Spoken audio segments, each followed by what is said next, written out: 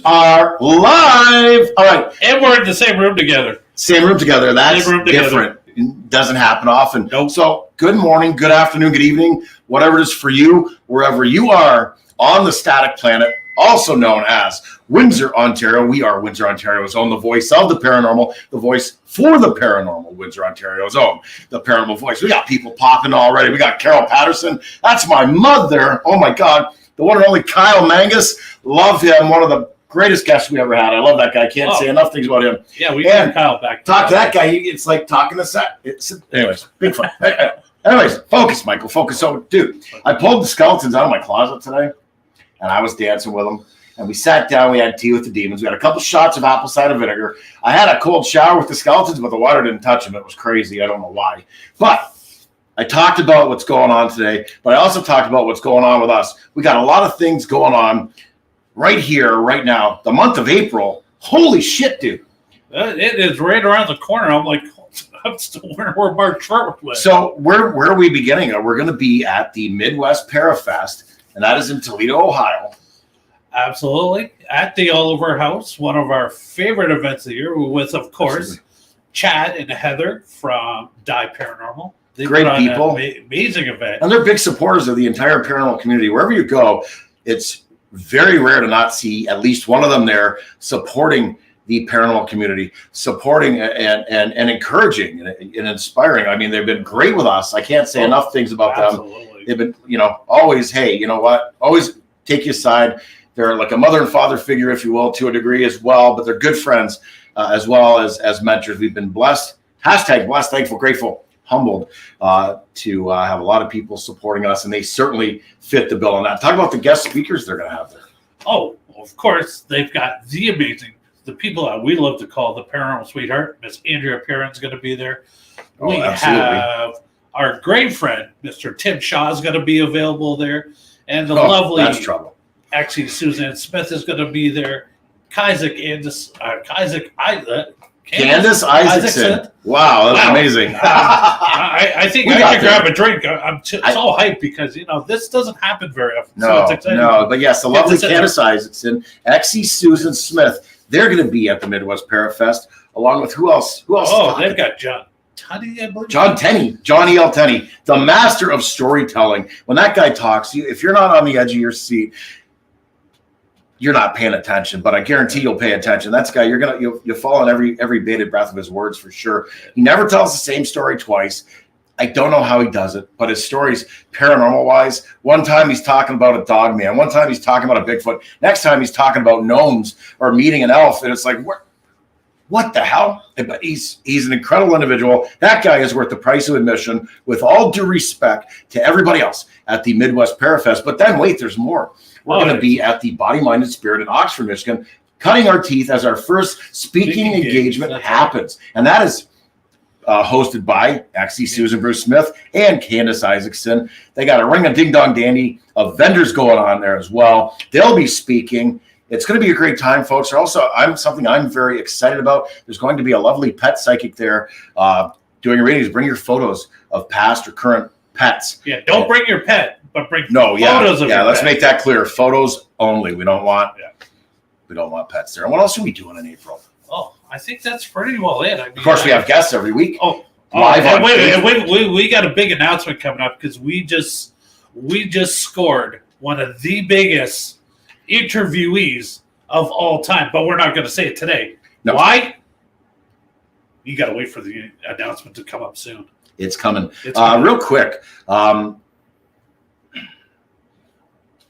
We got a bunch of comments on the side. Let's say hello to everybody. That's anybody. Because if you're here, you're the TPV Nation. You're the creeps. You're the freaks. You're the weirdos from day one to day now that make up who we are and why we get to do what we're doing. Hello, everybody over there. Dale, do the list.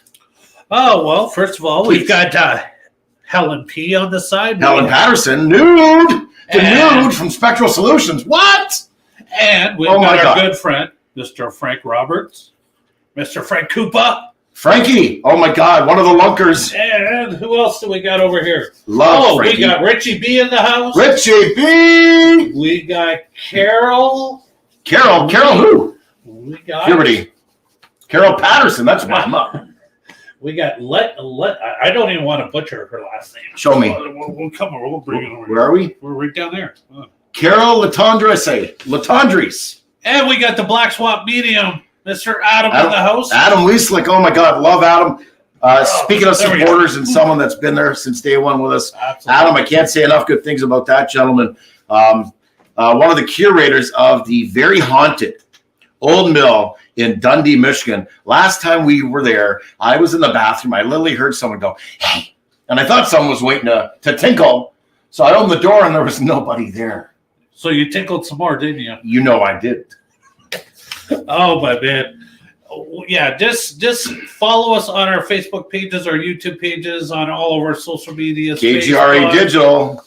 Instagram, KGRA Digital Media. Yeah, so to keep up to date for where we're going to be, what we're doing, check us all out. We love all the support. But, I think since we've started doing the Paranormal Voice, I mean, we are Windsor, Ontario's own The Paranormal Voice. And I've been looking forward to talking about what we're talking about today because I'll tell you, these guys right here are the ones who got me into the paranormal. I followed the ghost shows, Ghost Hunters, Paranormal State, Ghost Adventures. But when these guys brought me out on my very first investigation, that's right, I was freaking hooked and I knew my calling. And here we are. Over a decade later, still doing it. Yeah. And so I'm and when we were able to get these guys on, I was so geeked. So this has been amazing. So I just want to say I'm like a fanboy right now. I'm going back in time. I'm a fanboy. I'm beside myself. This was long awaited. I'm glad we didn't do this right away. We got an opportunity to do it now. We're a couple hundred episodes in. It was time. And I'm so beyond grateful that these gentlemen agreed to do this. And like I say, man, life, it truly is a journey.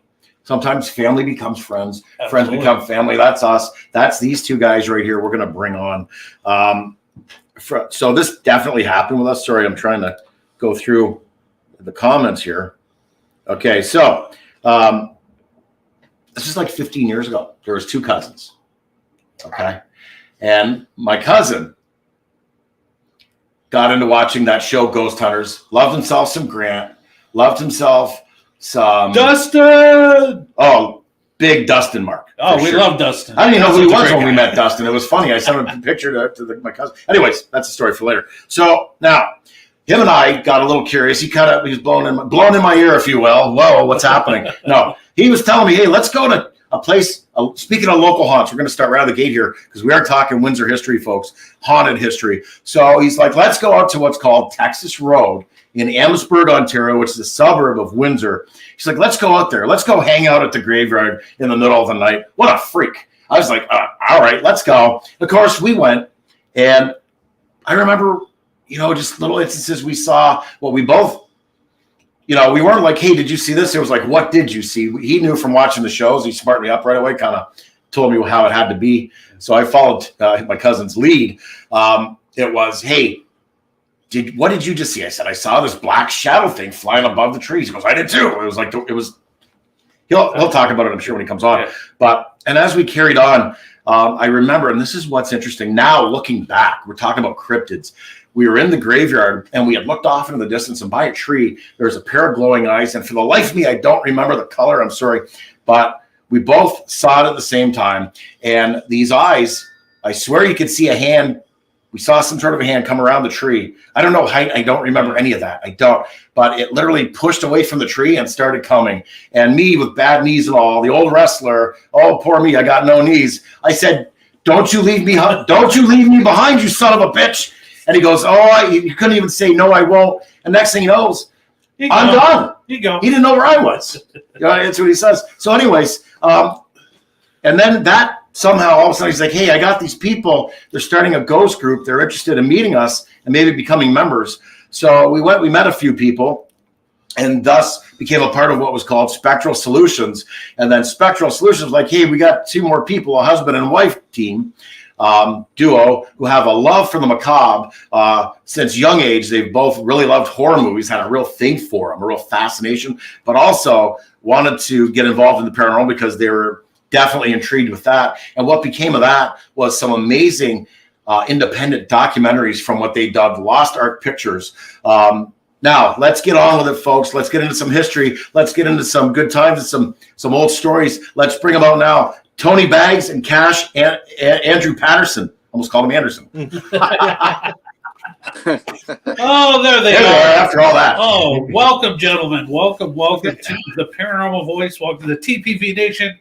It is so glad to have you guys on board. Finally talking about some Windsor haunted history. Yes. Because talking about the paranormal in Windsor, it's like you guys were the premier #1 team. Like when I was in the city thinking about the paranormal, it's like you guys were it.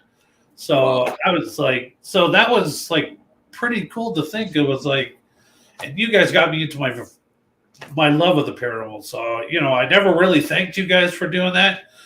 But here we are over a decade later, and we're still talking about the paranormal, folks. Yeah, Dale, I remember from the Spectral days, you were ironclad. You were at all the conventions, all the events. You were ironclad. You were right into it. Oh, I was willing to do anything just to be a part of the paranormal community. So, I mean, I learned a lot from you guys. So, here we are. So, yeah. So here we go. So, Tony and Andrew, we'll start with Andrew.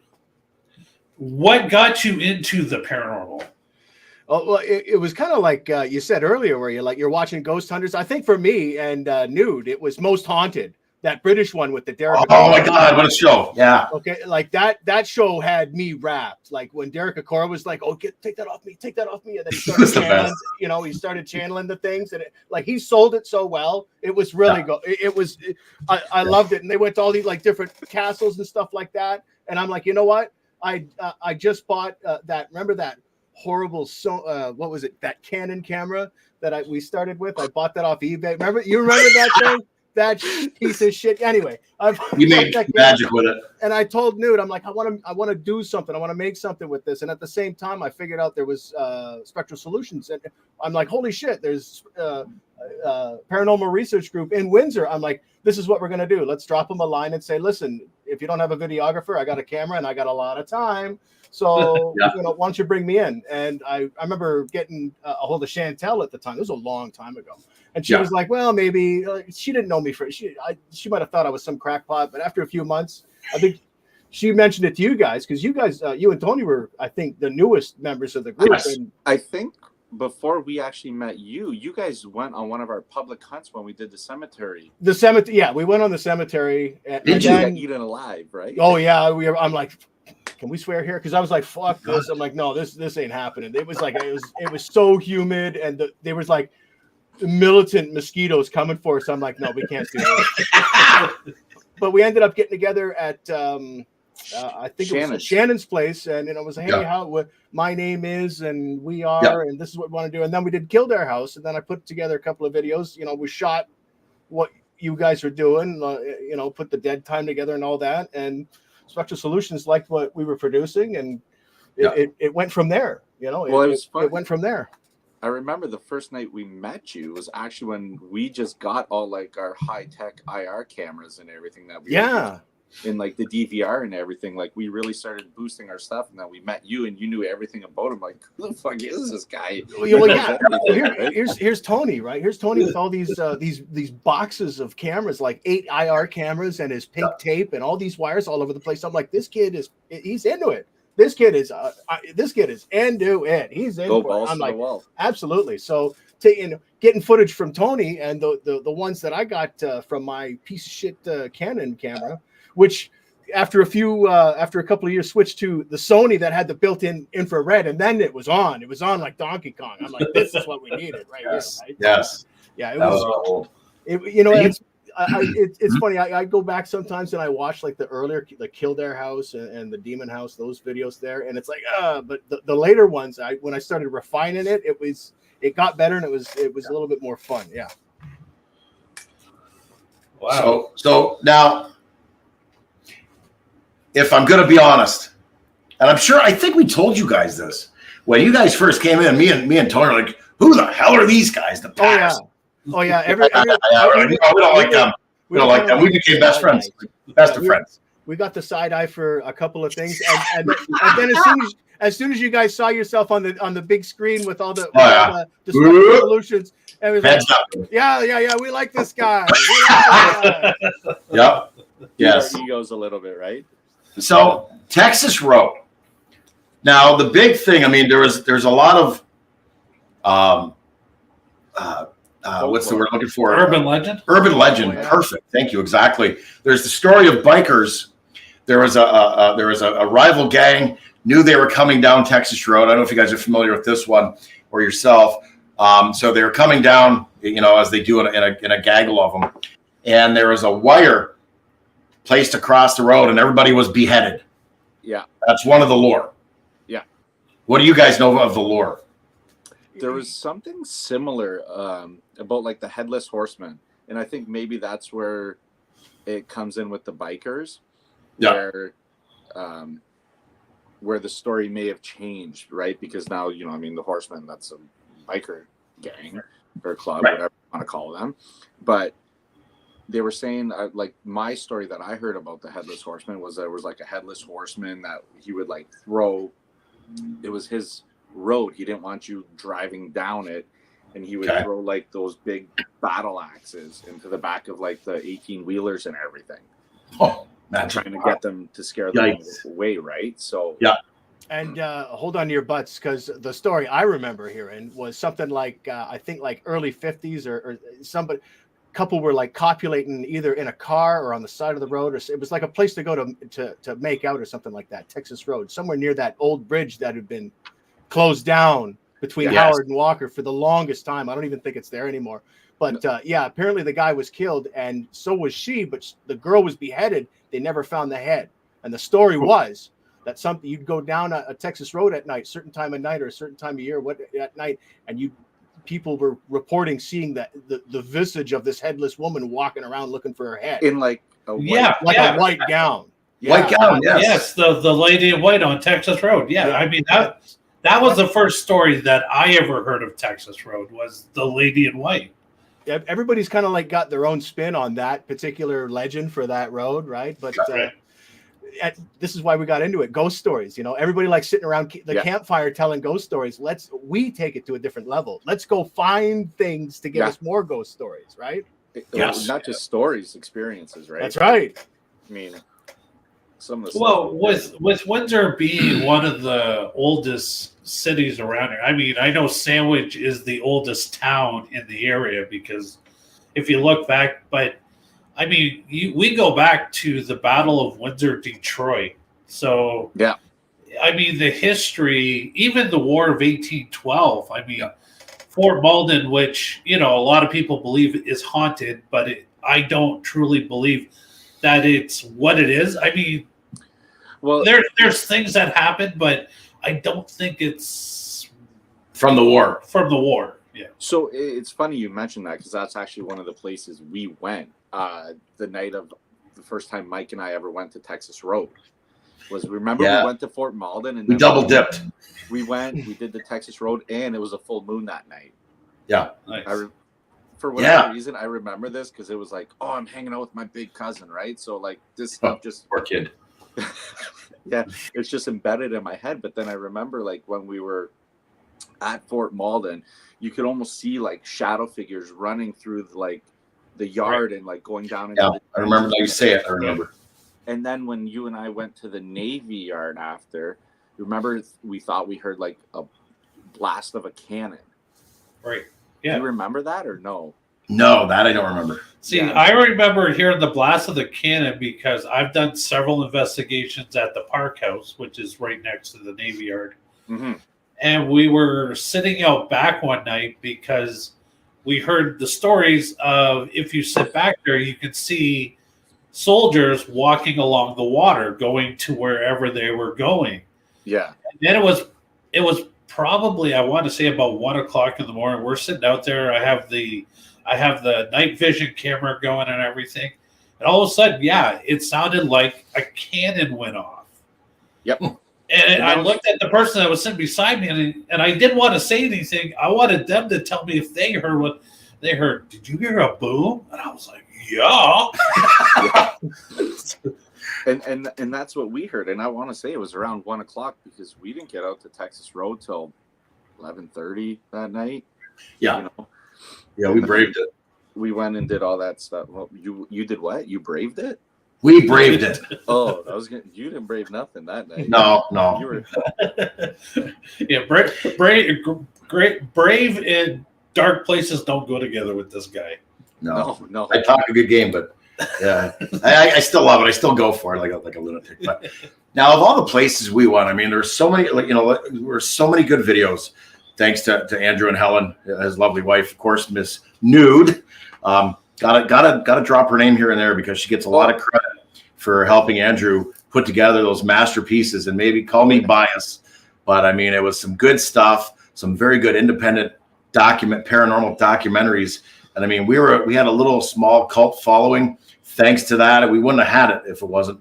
That got us out there because of that. It got us into the Windsor Star. It got us on with the hottest news celebrity in the area at the time, Arms Boomerang, several times. That was all Tony.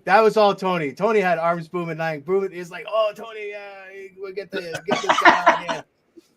Yeah, but hey. Okay. I'm gonna say one thing. I may have had the radio. Who got Heather? Heather and Andrew. It wasn't me talking on a radio. It was your videos that got Andrew and Heather. Oh yeah. And she went to Fort Malden with us actually. That's right. And what Tony's talking about, for those that don't know, for those watching the show right now and those listening later on this weekend, 1 a.m. KGRA Digital, those listening, what we're talking about, again, because of these videos and a few other things, we got our name out there, and we were noticed by a talent agent out in Toronto that they were looking for TV content, and they were looking for paranormal TV content. So we actually got put on the map for that. We had a few meetings and we were on the table. We didn't make it, but I mean, it was a hell of an opportunity to even say that happened was a very, very cool thing. And, at the end of the day, Mike, to sit there and say the reason why we didn't make it is because Ghost Hunters was on OLN already, and you lost out to guys like, Dustin, Grant, Jason, all those guys. I mean, to even be considered that from a little local group from the Windsor area, the perspective of that is just like good enough. Yeah. Mind blowing. If you had to lose to somebody, who would not want to lose to Ghost Hunters? I mean, those guys are still going strong. And God, how many seasons? Oh, I lost count after God knows what, but you got to be in at least. Oh yeah, for sure. So either one of you guys, doesn't matter who wants to start, but you both got to answer. What would you guys say is the most active places in Essex County that you guys did? That we went to? Yes. In Essex County? Yes. For me, I would have to say it made a really good video. That place in LaSalle, the residential we did that we called The Abandoned. Yeah. There was some shit going down there. A lot of people sitting in. I got footage of people sitting in closets, sweating to death, myself included. But when Tony and I went up and into the cellar and brought out that suitcase filled with doll heads, I'm like, what is this? Like, oh my God, come on, man! Like, what is happening here? Who does this? It's like, and we asked the owners, like, anybody ever been up there? I remember it was Blake. He was poking at it. Anybody ever been up there? And they're like, not since we own the place. You mind we go up and take a look? Sure. We go up there. Of course, Tony's Gump, right? Every time we need somebody in a hole, Tony, get in the hole. You'd have the long johns, get the long johns on. So we sent him up there. He's like, what's this? There's a suitcase. We open it up and it's a whole bunch of doll heads in it. I'm like, well, if that ain't creepy, I don't know what the fuck is. Do you remember shortly after we opened that, I looked over and my arm is just leaking blood out of my elbow? I don't remember that. That should have made the video. I don't remember that. Making a sacrifice. What were their names? They had, it was the mother-in-law, the two parents, and they Oh, I can totally see her right now. Yeah. Okay. Ah, Carrie and Kyle were the husband and wife there with the kids. Yeah. And I don't remember her and Mama. mother's name. But now the background on that was they were all oppressed, like sincerely oppressed. Like that house, there was Nude. no joy. Nude for the win on the side. Sherry, and her mom's name was Leslie. Thank you, Nude. Of course, there we go. Nude would remember that. Yeah, those people were spiritually oppressed. Yeah, but there was no joy in Mudville there at all. It was the classic tale of renovations were happening.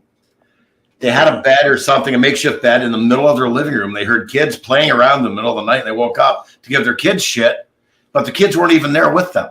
That was the punchline of that. You know what my favorite part about that video was how Andrew edited her voice in pure fear, where it's like, it's not yours, just leave us alone or something, with like that eerie.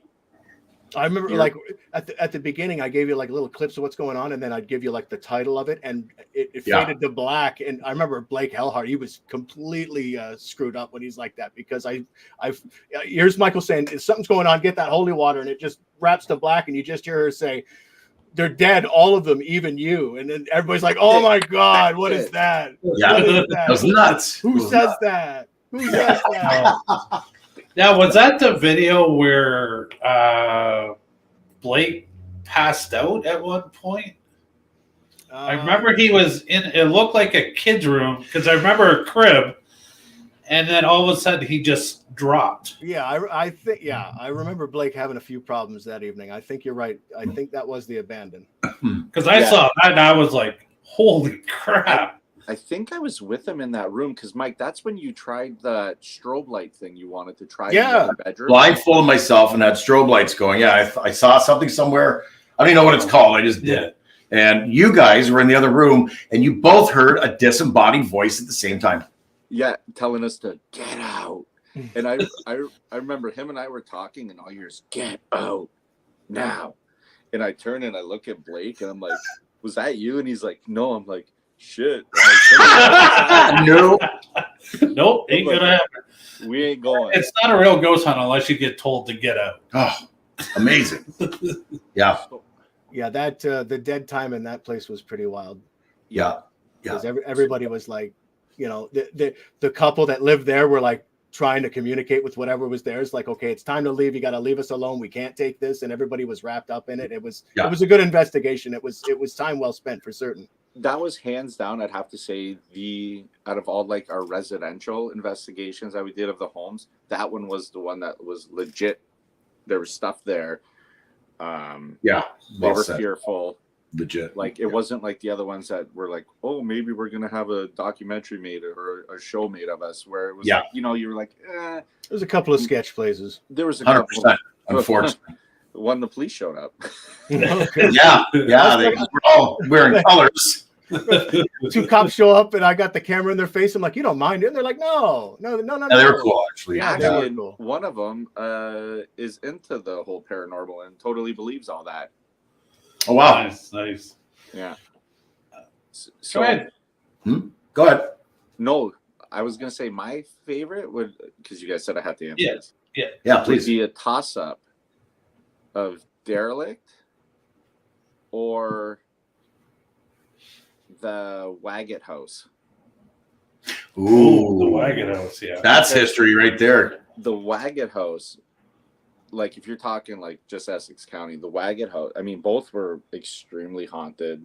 The things that happened in them were amazing. But if I have to go by like personal experiences, hand down, it's the Waggett House. Because remember, we actually ended up calling Andrew. He was over with Nude, and we're like, dude, you got to come over. It was me, you, and Blake. And like, I'm like, I went to go actually grab more gear. Videotape everything. And by the time I get back, Mike I met Andrew, and he's like, "What's going on?" I'm like, "Dude, I don't even want to tell you. Just get in and start filming." But we get upstairs, and Mike's like, "Dude, what the hell took you so long? Like, what were you? What were you doing downstairs?" Yeah, and I'm like, "What do you mean?" He's like, "We could hear cupboard doors like slamming. Like, what were you looking for?" I'm like, "Nothing. I ran down the stairs. I ran to our car at the time to grab more equipment." And I saw Andrew, so we walked back in. I'm like, I was out when I left you guys 5 seconds later, and I mean, like, talking about it to this day, the goosebumps, like the hair just stands up, like this. The electricity that was upstairs in that room with us was something I don't think I've ever experienced. For anybody, you'd put wagon over derelict chapel though. Derelict chapel was for like probably one of the funnest times we had, but also at the same token, it's the most frustrating because when we went back, remember we went back for the revisited derelict, and they had removed all those artifacts, all those items. It was bone empty. It was empty. And it was spiritually empty too. When we went back, there was nothing there. Like physically and supernaturally, there was nothing there anymore. It was totally dead. So disappointing. As opposed to the first night we were there, where I had my personal, like if I, through my tenure at Spectral Solutions, if there was anything where I could say definitely to like, did something ever happen to you where you were like, what is it? Yes. It was the derelict chapel when we were in the mud room, and I clearly heard everybody heard of that exhale. Well, I had that exhale once, and it came from behind me, and there was nobody there. And I know how sound works, and it certainly didn't come from upstairs. And I caught it on tape. It was like, it was there. It was right behind me. It's like, okay, wow, derelict chapel. But then we went back. What, a couple years after that? Everything was clean. Everything was quiet. Back twice after that, but the one time I don't think you made I don't think I made it that third time. No, the second time we went back, I don't think you made it, and then the third time is when it was empty. Because which time was it that we had the door close on us on video? Second time. I honestly, I think that was the second time. Yeah, but we were looking at the door and it was off. It was like warped, like it was like a Twizzler. It was like a Twizzler sitting on hinges that were off and stuff like that. I'm like, anybody walking by it and it would just start moving. So we kind of debunked that one. But like I said in the video, at the time when I watched it, I'm like, what the fuck is that? Did you see that down the hall? What is that? That wasn't that one. Different one? Yeah, it was at the general store. Remember how you texted me and you're like, holy shit, I have a face staring at me. Oh, that was the village. Heritage Village. Heritage Village, yeah. And then you and I went out for a drive. We went back. That day. And we debunked that too. It was a doll or something. Yes. We were looking, and that's the thing about Spectral Solutions. We were looking for the real deal. We didn't want to embellish shit. We didn't want to fabricate anything. We wanted to document our investigations and give you, if nothing happened, then nothing happened. And we tell you, hey, nothing really happened, but we had a great time. If something happened, we got it. But when we saw that, Tony and I was like, we called up the curator, remember, and said, we think we caught something here and we really need to go back up to that stadium. I said, yeah, sure. They let us back in and we took pictures and we had the video, so we knew exactly which position we got the footage, and we looked and we shined the light back and forth, and sure enough, it was like, oh, it's that. Yeah, you can see. Yeah, okay, it's that. And it's like, for anyone watching right now, going, what are they talking about? What is this place, Heritage Village? If you're in the Windsor area, you live in the Windsor area, or you're in the States, in Michigan, wherever, you're able to travel and come across over here. Maybe Dale and myself will even go with you. It's called Heritage Village. You give them a small donation of a couple $100 goes towards the restoration of multiple homes. It's the original rail station of Windsor, Essex County. There's the original jail there as well. There's a few homes you go through, but the Wagon House, what they were talking about earlier, we've all, and Dale included, we've all had experiences there. I've gone along with other people and have had amazing experiences there. There's a million stories you could have. I want to touch on what Cash was talking about. in the derelict chapel in the basement. I remember you came upstairs, listen to what I got. And I remember I was laughing at you. I was like, that's fucking awesome. Oh my God, it was so cool. But I want to ask you, let's touch on that. Andrew, when that happened, that moment in time, best you can recall, what's going on with your body? What's going on in your head?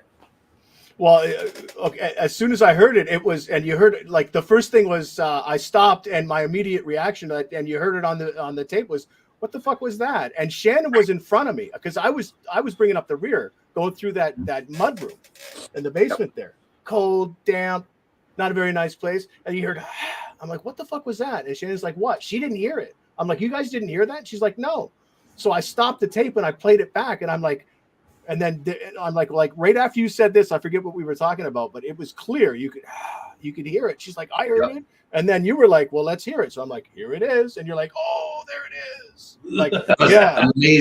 Amazing catch. And yeah. I'm looking like, because there was the downstairs, you went down about 20 stairs, very narrow, up through that main foyer that was up there. Yeah. And like, when sound travels, it reverberates off walls, it catches an echo and echoes upon echoes. Like you can tell when something is right behind you or if it's coming from far away. Your brain knows.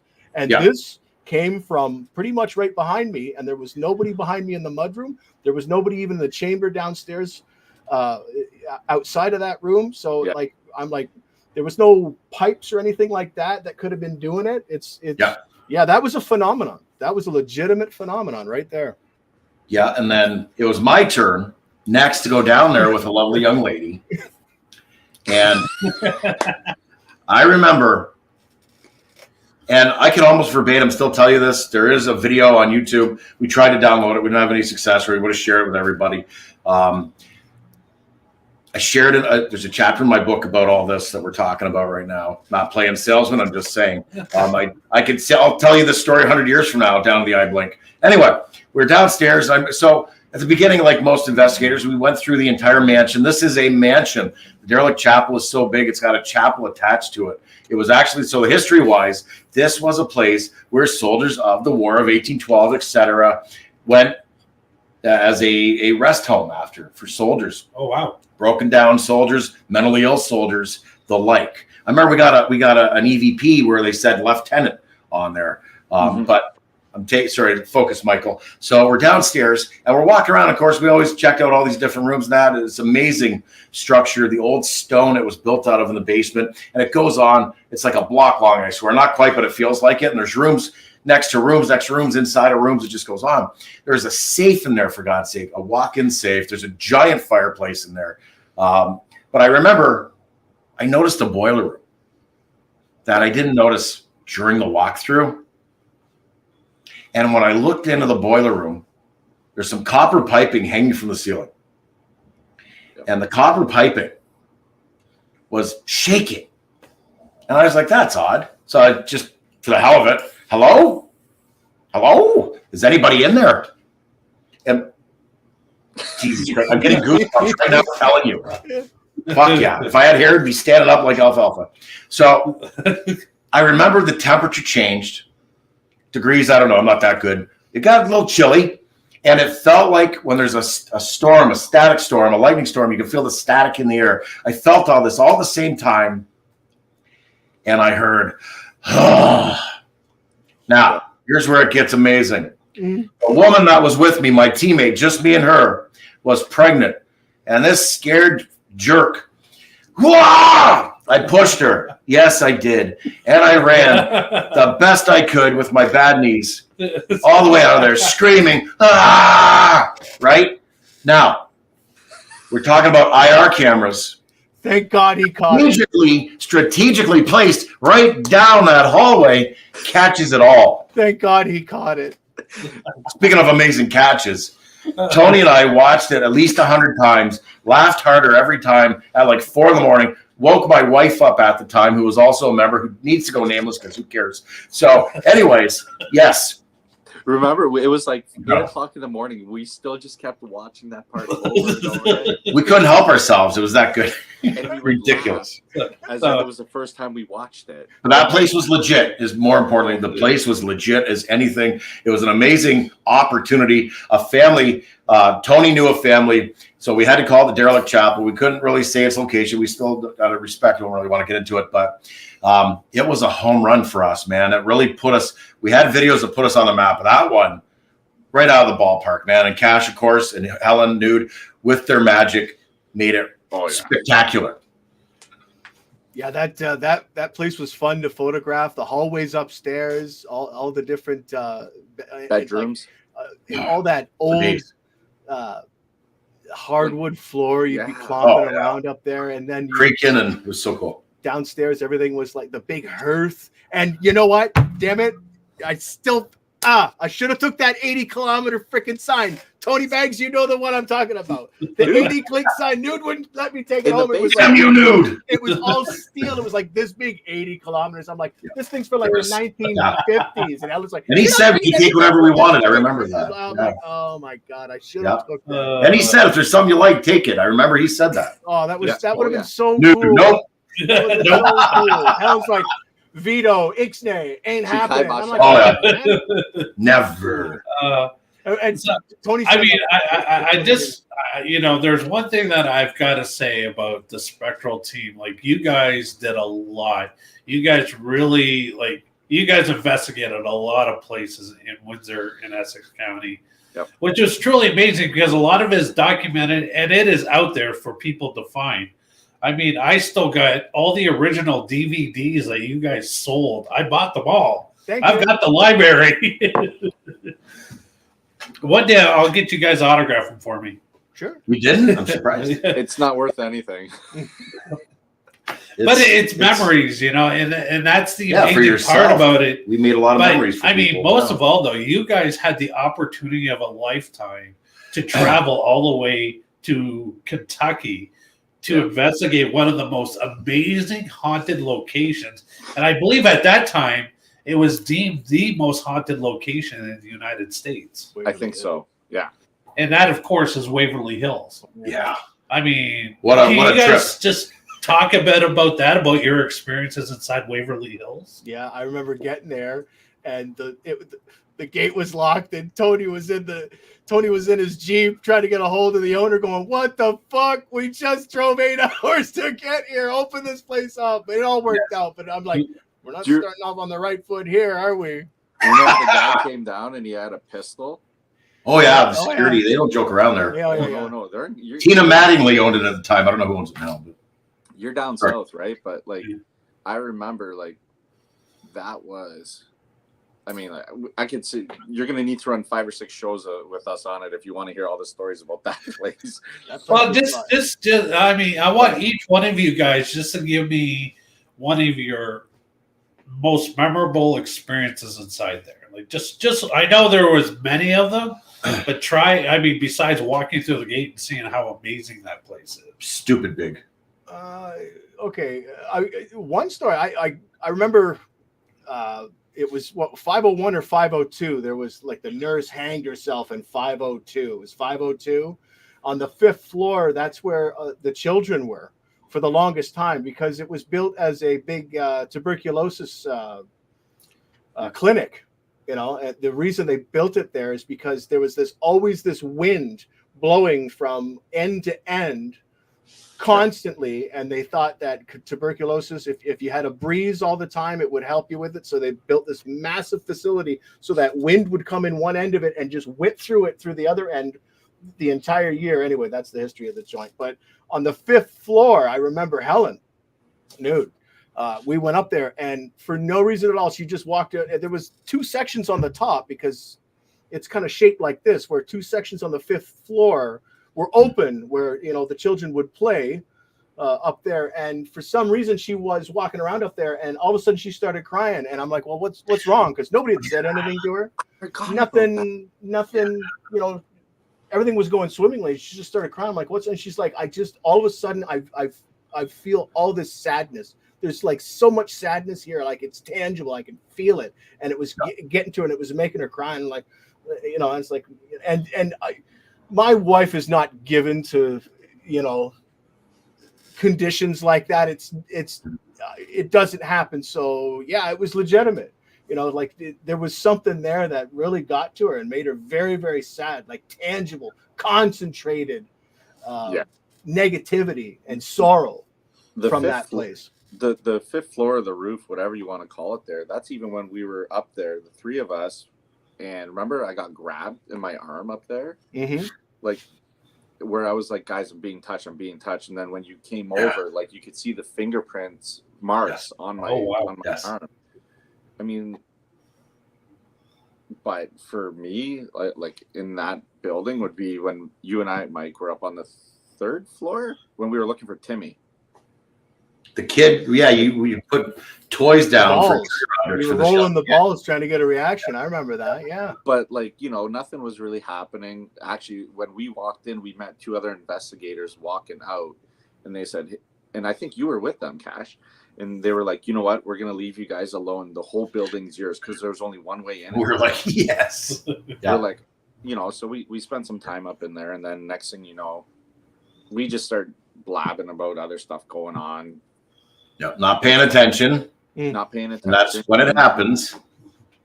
About just other experiences that we had and yada yada. And then all of a sudden you just start hearing like metal tables being dragged along the floor, and like it sounds from like the surgical room, right? We were right outside like the surgical room actually. And then you could hear the footsteps running from us. And I'm like, I'm like, okay, like we thought for sure someone was up there messing with us. Yeah, it was that distinct. Wow, like, that was crazy. Yeah, and I remember Mike looking at me going, I think we're done in here. Like, I'm done. Are you done? Yeah, I'm sure, done. Yes, we're done. Absolutely. Yeah, the surgical room. Remember, they had something like a tool or a pipe that was keeping it open because if that door shut, it was shut, and you weren't opening it again. Remember that? Yeah. With that big light that was like 300 pounds that they had to replace a couple of times or something like that because people were trying to steal it. It's amazing how it stood, that thing out and everything else stood the test of time. Wow. Well, even he wanted me to go where they would put the dead bodies. Remember in like the cooler? Yeah. You wanted me to go in there and close the door. I was like, no. Yeah. Go lay in a slab. I'm good. I mean, the place already had the death tunnel, right? Like, and talk about spooky places, man. Talk about spooky places. When you get down, once you get 100 feet into that thing, you can't see your hand in front of your face. Yeah. No. Wow, that's freaky. Yeah. Yeah, just hanging out in that was an experience for sure, man. But what an ominous structure. I remember pulling up once we finally got through the gates and got in there to experience Waverly Hills, just to see the mass of this building. And there's that one lone gargoyle as you come in it for effect, and the hearse that's there. I don't know if it's still there. I mean, this is when we were there. What a just Jesus Christ! It's so big, for days. Hallways for days. There's a picture of Tony and I somewhere standing in together in one of the hallways. I think, right? Yeah. We had pulled up.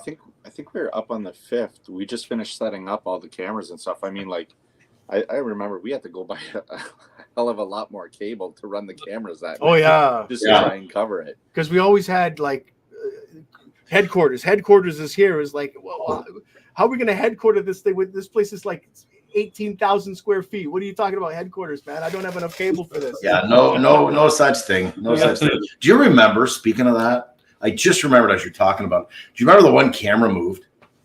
Yes. It went either left to right or went down. Andrew, do you remember that? The one IR camera? Yeah, it was on a chair. Yes. It was on a chair. Yes, I do remember it moving. Yes, the one that was on a chair. I do remember that. Yes. Yeah. It's the little things. Like, why did that move? Yeah, couldn't figure that out. No. Remember, well, in the experience that you and I had, Mike, remember we were actually on the IR camera because like how we had it positioned so you could see our faces, like do the quick snap. Selling it. Yeah. Wow. Yeah, it was. You know what? It was worth the 8-hour drive there, 8 hours home, the endless hours of audio and video we had to go through just to say you got to like investigate that place. Yeah, because at that time, I mean, Waverly Hills was the place to investigate because there wasn't a lot of famous places that were as well known as Waverly Hills. Because like all your ghost hunting shows, that's basically where, That was featured in so many of the shows. So Yeah. it's just really cool that you guys got to experience exactly what like a lot of people got to experience. Exactly. We got to invite. Who was the lady that? Because there was a pair that owned it, a husband and a wife. I think she was. Tina Mattingly. Yeah, she might not be with us because I remember she was sick. But they had just remember that movie. It was called Death House or Death Shoot or something like that. It was a horror independent. Oh, the brothers, the two brothers, the two brothers with the cowboy hats, right? Body shoot. Yeah, we know we've met them. Christopher, the Booth brothers, the Booth brothers, the Booth brothers. Yeah. Yeah. And she was like, I'm pretty sure they still owe us money for that movie, but that's neither here nor there. So I want to reel you guys back into the Windsor area because we are like we're like this show has been going on and I'm loving it, like the history. So if you guys had an opportunity to investigate one place within the city limits of Windsor, we'll just say Windsor, Essex County. Off the top of your heads right now, knowing what's going on around the city right now in today's, where would be one place you guys would love to investigate? And it could be a place that you guys already did, but really didn't get, would love to go back and try it again. I think there was one spot that we wanted to do, but I don't think we did. I might be wrong about this, but didn't we want to do the jail or something in Sandwich? Didn't we want to do that? The old Brock Street jail. We never went. That never happened, right? No. But there were reports that there, some activity going on. There was some reports there. So this guy knows all about it. That might. Oh yeah, I did a lot of research because that is like the one place that if I had the opportunity to get in there and to investigate, because they used to do. That's where the original hangings were, and up on the second floor, where they used to hang the prisoners, the plate is still there. Like, well, they put a plate over the drop hole. Yeah. And it was, and for people that actually spent time there, it was said that they wouldn't walk over it because they thought it would bring them bad luck by walking over that. And even going back to, I think it was when the jail first opened, the walls were just your standard 6-foot high walls. And there was a prisoner that was arrested. He was from the United States, was brought and he was put in the jail, but he escaped and nobody could figure out how he escaped. But he said that some unforeseen force helped him climb the wall. That's why they built the wall bigger so that nobody could climb over it. But when they decommissioned the Windsor jail and they started to do landscaping, they actually found a body buried on the property inside the walls of the jail, because back then when they executed people, if you were there for life, they kept your body and buried it on the ground. They still didn't let your body go for free. What? Or be free to the family. So Jesus, with the research that I did, crazy. I would say I would like to believe that the body they found was the person that helped that guy escape. Yeah, I know there wasn't that many executions at the jail. There were like 2 brothers, and I think their bodies are across the street in the cemetery, if I'm not mistaken. The one we were at. Yeah. Yeah. Yep. I think there was a total of I know there was at least 3 or 4 at the most, because like I said, they did bury the one body right still on the ground. Yeah. And they did find the bones after they did the landscaping. But yeah, the Windsor jail would definitely be an amazing place to investigate just because of the rich history. I think it's privately owned now, correct? Somebody did buy it, but nobody knows because they wanted their name to stay anonymous. But if you're watching the show, reach out to us. We would love to have the opportunity to come Spectral Solutions will do one more. I'm pulling you guys in. Just when I think I'm out. But if I could just interject here and say, if I had an opportunity, Willisted Manor would be cool as hell. Oh, another one. Absolutely, for sure. Ooh, I didn't see that coming. There's a lot of history on that one. Apparently, there's a story about like the heiress or the widower of like one of the Walker children was like treated very badly or poorly and stuff like that. There's like a big, I think we did a ghost walk or something. There is history there, and not all of it good. So it might be, it certainly might be interesting to walk around that place late at night with your instruments. Certainly. Yeah. Oh, definitely, for sure. What about you, Michael? If everything was still there, you already know what I'm going to say. Derelict Chapel, hands down. I mean, there was more than just the exhale. We got some great EVPs. One time, me and Tony and another gentleman made our way in there one night, just because before any of this happened, the Spectral videos and stuff. And I grabbed myself a book out of a massive library there that had books, shelves. Every wall was a shelf of books, and there, most of them, because the vandals, were in a big pile in the middle of the room. And I just remember I randomly grabbed one and I brought it home, and I ended up having an attachment to it. I thought it was a cat. I remember I called Tony and I went, "Oh my God, we got to take that book back.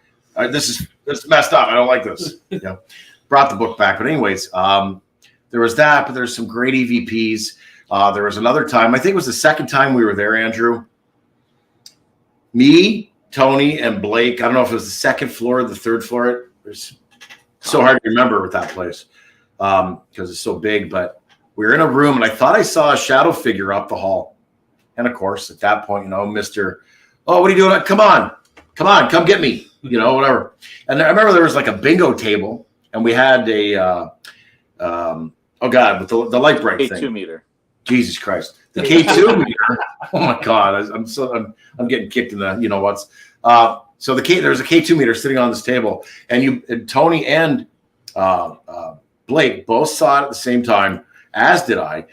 No sooner did I say that and challenge what I thought was a shadow figure up the hall, you saw the K2 meter light up as if literally like as if something had jumped across the table.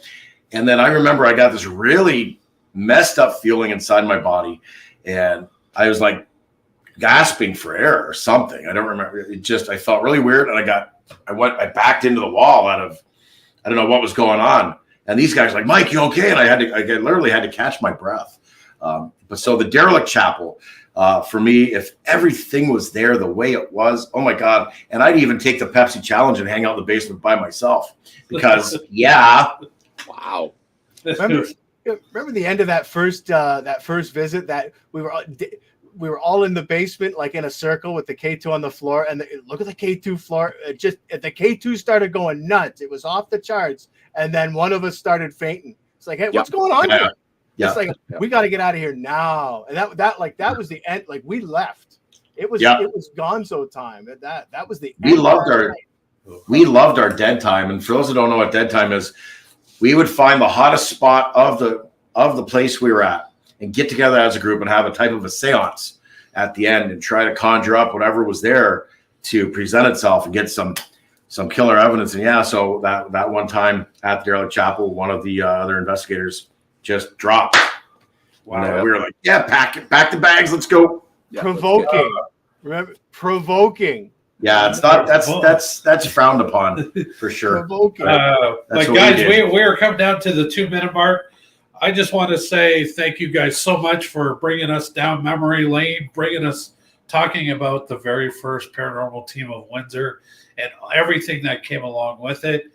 I just want to give Andrew a few seconds here to plug his podcast. It's an amazing thing. So, Andrew, go ahead. How can we find it? Well, after we left Spectral Solutions, I still wanted to create something. So, and everybody was telling me podcasts were the big thing. So I started a podcast called Horror 101. So if you go to horror101.ca, you'll find it there. The website's, I'm not updating it, but we're on Stitcher. We're on Podomatic. We're on iTunes. Look for Horror 101. You get one show a month, and it's great fun. It's like you're sitting down watching a movie with us. We cover a whole bunch of movies. It's Horror 101, educating your fears. And you get what? How many episodes are you at now? I mean, this has been going strong and quite well for you for a long time. We've been doing it. I think this is the 13th year, and we're recording our 144th show tomorrow. Congratulations. I'm pretty sure tomorrow we're going to be covering Lucio Fulci's Zombie from 1979, so that's going to be fun. Damn, the guy never butchers a word. He says everything perfect. Bella. Wow. Tony, what about you? What are you going to be up to? What are you doing? Nothing. No. Tony has something really cool for those that want to, get a little landscaping done on their property. He's been doing that wholeheartedly. Just a little side project. What is the name of your company? Above Grade Landscaping. And that's for anybody in the Windsor Essex County area, correct? Yep. And now, if they want to get something done, they want to get sodding done, or maybe level up some stuff. How do they reach out to you for that? We're on Facebook, website, Instagram. We're just TikTok. Just starting with TikTok. What's the website? AboveGradeLands.com. Okay. All right. So Above Grade Lands. Yeah. If you just put it in Google, all that stuff. Yep. Sweet. I just want to say thank you once again to Tony and Andrew for taking the time out of your schedules to talk to us and give us a little bit about the spooky history of Windsor. We love it. I really miss hanging out with you guys. We definitely have to go on a ghost hunt sometime soon. Heritage Village. Let's go. Okay. We'll talk backstage. Thank you for having us. It was my pleasure. Forget Heritage Village, Bobby Mackey's. We'll figure it out, but we're going to talk for sure. I can't wait. Spectral Solutions one more time, and we'll bring this motherfucker. He's appointed. Now, I want to say yes, definitely, both of you. Thank you so much. This is a dream come true for me to get you guys on, finally, on something I'm doing, something I'm proud of, and that is Windsor, Ontario's own The Paranormal Voice, with my boy since grade 5, Dale Quigley. We've had a lot of sleepovers, me and him, let me tell you. So now, everybody out there, TPV Nation, the creeps, the freaks, the weirdos that make up the TPV Nation, from day one to day now, your support is appreciated. Your continued support is appreciated. Thank you so much. We don't get to do what we do, and that is this right here, without all of you. Look for us up the road at events. Look for us up the road for more great guests, like Spectral Solutions, like the Andrea Perrins, like the Dustin Perrys. Let's name drop the Timothy Shaws, of course. Got to get him out there. Frank Kupka. All right. We'll see you all on the other side, of course. But in the meantime and in between time, happy hauntings. Happy hauntings.